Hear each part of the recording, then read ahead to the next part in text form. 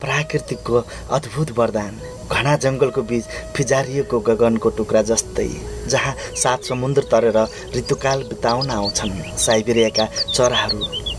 जीवन जगत र प्राकृतिकसँग नजिकको साक्षात्कार, जैविक विविधताको खुल्ला सङ्ग्रहालय अर्थात् राराताल।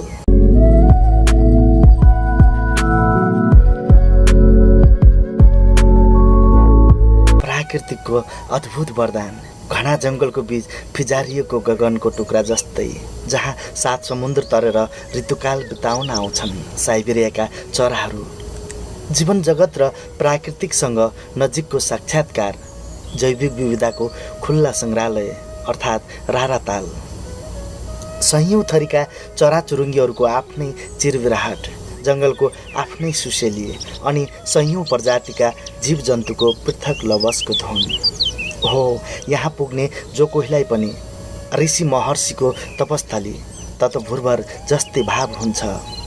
सङ्घीय संरचना अनुसार साबिकको माझघट्ट, मुर्माटप, लामाचौर, मिलीचौर अनि तालचा एयरपोर्टसम्म भूभाग समेटेर बनाइएको रारा राष्ट्रिय निकुञ्जमा नामाकरण र यसै मनोरञ्जन स्थलका आधारमा पनि नामाकरण गरिएको छ। समुद्री सतहबाट 2990 वर्ग किलोमिटर रहेको छ। रारा राष्ट्रिय निकुञ्जको कुल क्षेत्रफल 106 वर्ग किलोमिटर अनि तालको लम्बाइ 5 किलोमिटर, चौडाइ 3 किलोमिटर, यसको गहिराई 168 मिटर। तालको कुल क्षेत्रफल 10.8 किलोमिटर रहेको छ।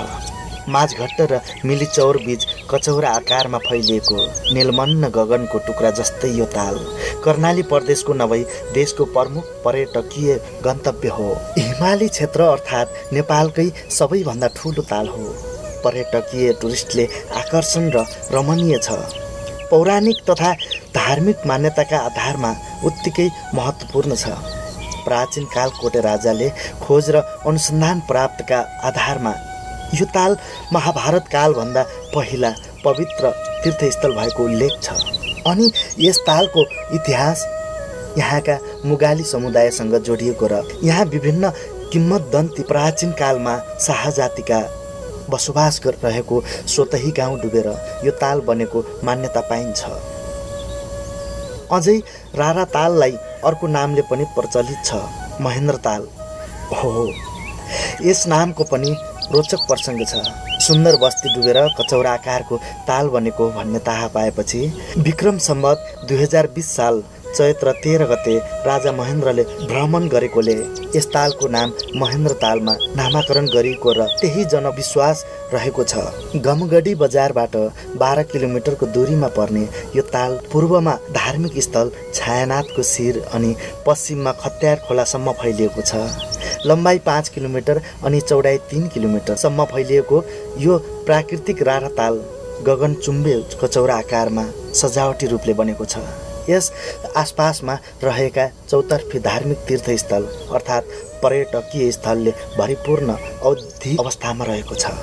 शिरमा छायानाथ मन्दिर, टङ्गखेली हिमाल, तमालिका मन्दिर, खेसमालिका मन्दिर र नामजेत भन्ज्याङ अवस्थित क्षेत्रबीच रहेको छ। जङ्गलबीच तालै तालको लस्कर रही जैविक विविधताले भरिएको यो क्षेत्र हिमाल र पहाड जोड्ने जैविक मार्ग पनि हो।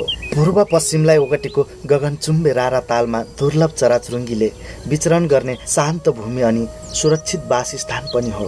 विश्व जल स्रोत स्थानमा सङ्कटापन्न रैथाने माछाहरू, पुतली तथा अन्य दुर्लभ चराचुरुङ्गी र वन्यजीव संरक्षणकै कारण यो ताल विक्रम सम्वत 1976 सिमसार सूचीमा सूचीकृत गरिएको हो।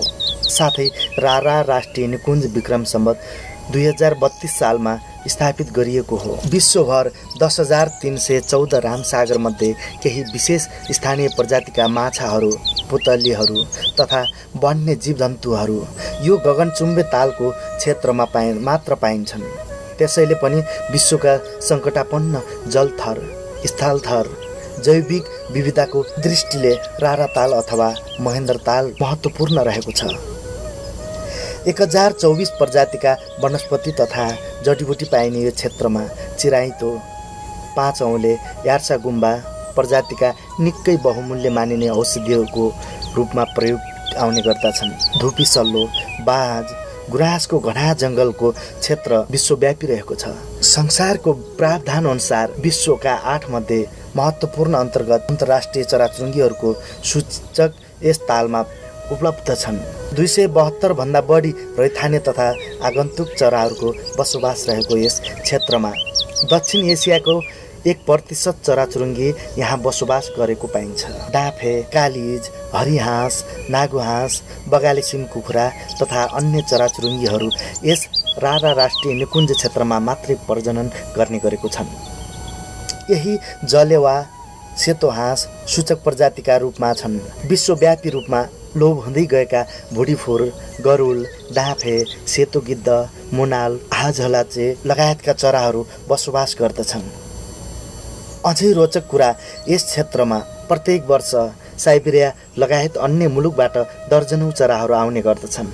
सयौं प्रजातिका वन्यजन्तुका साथै विश्वका दुर्लभ प्रजाति जरायो, बाघ, हिमाली भालु, बँदेल, चितुवा, रतुवा, बाँदर, खरायो जस्ता अन्य वन्यजन्तुहरूले गर्दा यहाँको जैविक महत्त्वपूर्ण विश्वव्यापी बनाएका छन्। यहाँ 106 वर्ग किलोमिटर फैलिएको रारा राष्ट्रिय निकुञ्जमा जङ्गलले ओगटेको छ भने 10.8 वर्ग किलोमिटर क्षेत्रफल रारा ताल अर्थात् महेन्द्र तालले ओगटेको छ।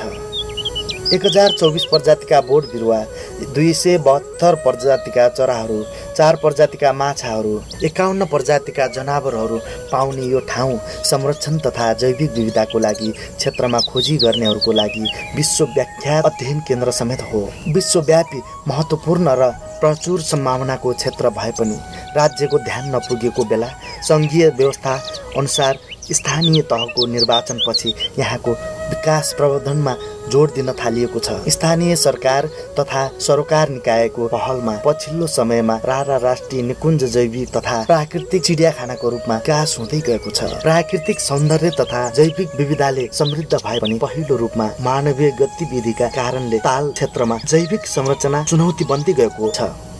यो ताललाई जैविक रूपमै संरक्षण गर्दै गर्यो भने नगरपालिका यस अन्तर्गत रहेको बृहत रारा राष्ट्रिय निकुञ्ज अर्थात् रारा पर्यटन विकास बोर्डले थुप्रै काम गरिरहेको छ।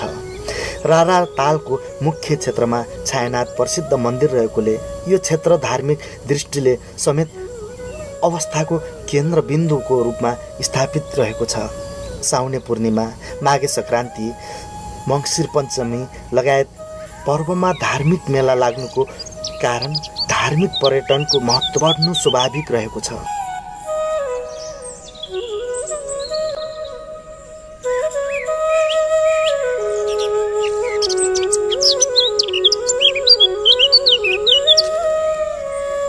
धन्यवाद।